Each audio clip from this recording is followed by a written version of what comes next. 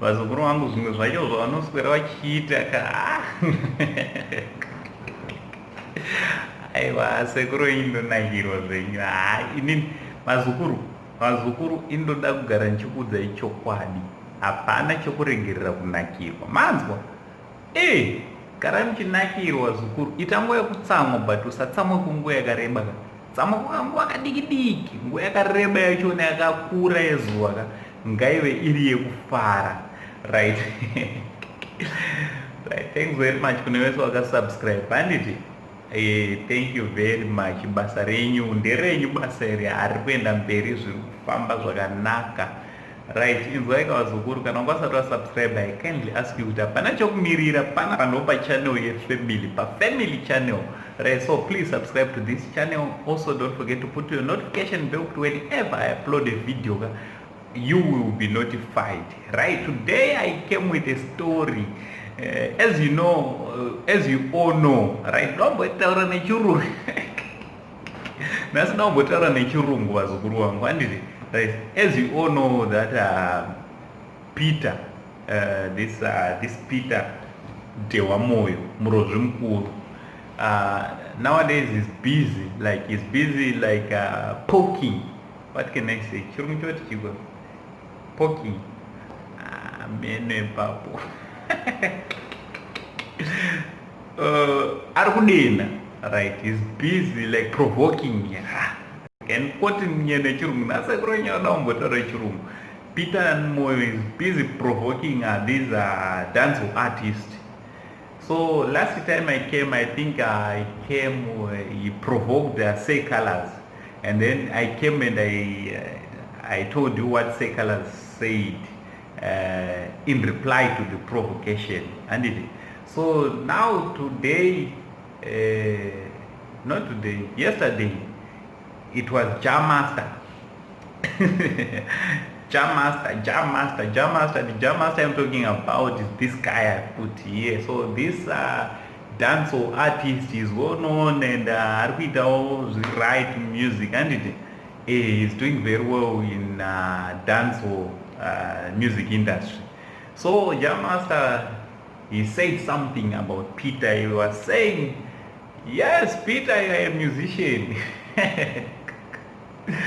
But we are disappointed because you, after inheriting from your father, yes, your father did well and he set a standard, a very good standard for you, but now you are coming and you are destroying your father's legacy. What is that, Peter, you are doing?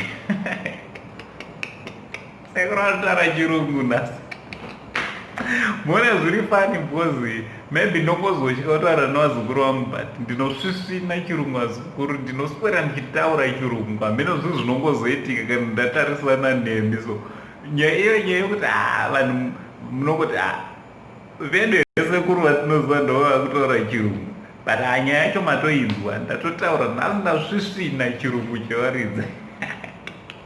Inzwai. So Peter ari kudhisiwa nevakomana, zvunzi ari kupwanya legacy yababa.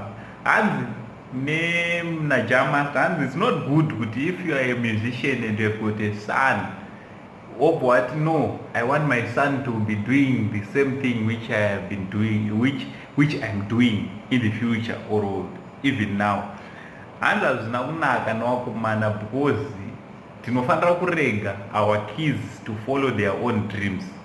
And inini ndinofungawo kuti ameno chii chakaitika inini kuna Tongai Moyo. I think that is exact zvataurwa naJamaster, that is exact Murozvi Mukuru, Tongai Moyo the late anditi baba vaPeter ndo yaiva idea yake, because Tongai Moyo Peter tinombomuziva mudhari wake achiripo, hatina kana kumbonzwa zvekuti kune mwana wake anonzi Peter. Kana Peter mudhari wake anga asingatode zvekutoti mufana uyu aite zvemagitari, aitoda kutoti aitewo zvimwe hameno zvimakosi zvaitoita mufana yeye. So hamuzukuru wangu, hamusati ndiri kumudhisa, ndiri kungotaura chokwadi. Kana mamusingazvizivi, isu tiri vanhu vakuru kaizvo, nyaya dzacho tinadzo mubhasiketi tichidziziva zvedu. mukaremember Peter ka akatozoti mudhara wachona ashayika ka ndopa akabudikira akutotanga kudzidziswa kuimba kuti one. I still remember first show yake zvazvakatooma, mashows ake kutanga ka zvazvakatooma. Mudhara wake anga asingatodi kuti mufana aite zvaari kuita izvo, anga asingatodi, even he himself he knows. Mudhara wake aitwa neimwe vision.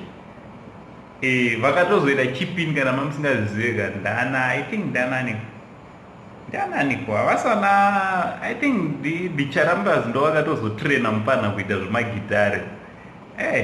Ndichacheka futi, but I think Dicharambas, vazukuru vangu vachiramba, ndo vakatozoita kuti mufana apinde music, vakamutraina kuti one mupolisha zvaari kuita Peter ka. Akabuda nemaoko mana Charamba, Charles and Olivia Charamba, anditi aiwa makaita basa, mufana ari kurova, hapita kurova ngoma akudandaura, ari kurova. Muri kungomuti henyu hana dzake dzaari kuimbawo, but chandikuziva ndechekuti muri kumupa shungu. Very soon ka aiwa tichanzwa zvingoma zvichabikwa, zvima-original, zvima-hit songs zvaPeter Ndewamoyo. Muzukuru wangu Peter ka chivaprova wrong manje, kuvaratidza kuti uri muimbi murozvi mukuru, handiti. So ndonyaya ndangondiuye nayo, havari kudhisanawo komana, vari kudhisana vakomana. Iye ndiye kumboti mamusician ekumupara havageze.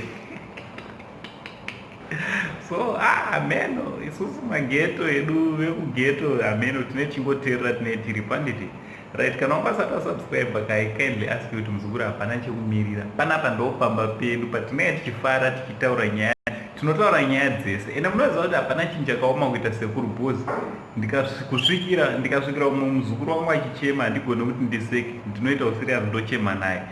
Umwe anobva atouya utoti sekuru ndiri kufara zvisingaite, ndanoroorwa kana kuti ndaroora, ndawadiwa nemusikana, ndinofanira kutofara naye. So kuva sekuru kwakaoma, unofanira kuva ready kuadjusta to any muntu inenge yangouya ipapo.